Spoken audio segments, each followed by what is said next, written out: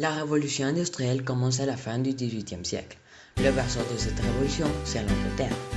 Puis, elle se diffuse durant le XIXe siècle, dans toute l'Europe et les États-Unis.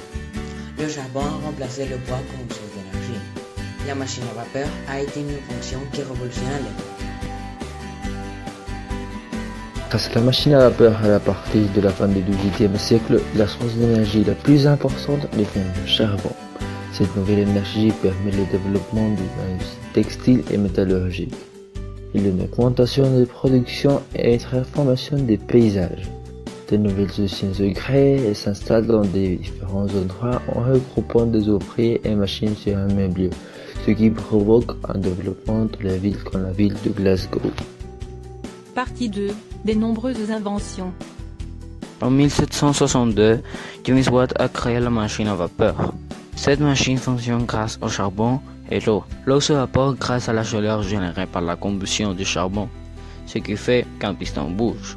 Elle se décline en plusieurs motions, le train ou le bateau à vapeur, comme le Titanic. Le trajet devient ainsi plus rapide et confortable. Les échanges et leurs contacts augmentent, de même que la circulation des biens et des personnes. C'est une accélération de la mondialisation. De nouveaux lieux de production apparaissent, les usines qui consomment du travail et des travailleurs. Partie 3. Une société transformée. Le besoin de main-d'œuvre dans les industries provoque que la population de la campagne s'installe dans des villes. C'est l'exode rural. De même, il y a des migrations, dont des personnes quittent son pays pour essayer d'avoir plus d'opportunités dans un autre endroit. Avec la classe ouvrière arriva la classe bourgeoise, qui sont les patrons de ce dernier.